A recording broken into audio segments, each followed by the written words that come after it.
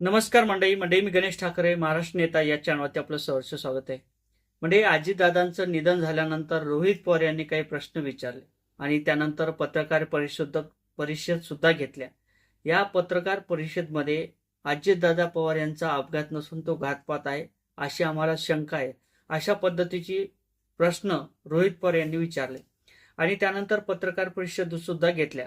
पत्रकार परिषदमध्ये ज्या पद्धतीने रोहित पवार यांनी मांडणी केली त्या पद्धतीने असं कुठेतरी वाटत होतं की निश्चितच अजितदादा पवार यांचा अपघात नसून तो घातपात आहे.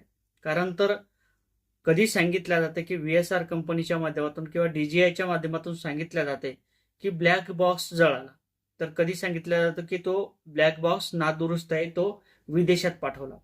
कधी FR नोंदवल्या जात नाही, तर कधी CCTVचे फोटो सुद्धा सादर केले जात नाही. नेमका अजितदादा पवार यांना न्याय मिळतो का, असे देखील प्रश्न रोहित पवार यांनी विचारले. आणि त्यानंतर आज त्यांनी केजरीवाल यांची भेट घेतली.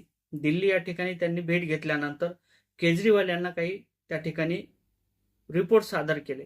काही प्रश्न त्यांच्या मनात होते ते त्यांनी बोलून दाखवले आणि निश्चितच केजरीवाल यांचा सुद्धा त्या ठिकाणी सपोर्ट मिळाला. किंवा केजरीवाल सुद्धा म्हणतात की आम्ही या विषयावरती विरोधी पक्षाला धारेवरती धरू. आणि त्यानंतर रोहित पवार म्हणतात की आम्ही अमित शहा यांना सुद्धा मेल करू किंवा जीमेलच्या माध्यमातून त्यांना प्रश्न विचारण्याचा प्रयत्न करू किंवा त्यांच्याकडून कशा पद्धतीने उत्तर मिळते हे देखील पाहणं महत्वाचं ठरणार आहे.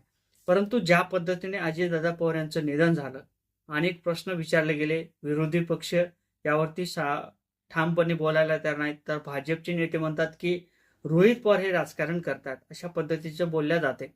परंतु महाराष्ट्रातील नेता, एक मोठा दिग्गज असा नेता या महाराष्ट्राने गमावलेला आहे. अजितदादा पवार यांचं निधन झाल्यानंतर जर अजितदादा पवार यांनाच न्याय मिळत नसेल, FR सादर केला जात नसेल, तर केजरीवाल यांना भेटण्याचं कारण सुद्धा रोहित पवार यांचं तेवढंच महत्वाचं आहे.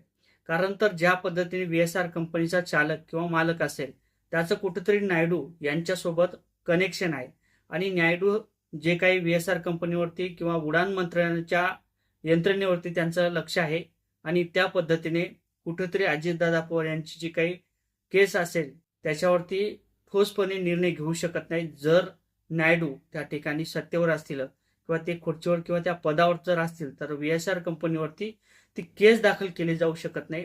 अशा पद्धतीचा आरोप हा रोहित पवार यांनी केजरीवाल यांना बोलून दाखवला.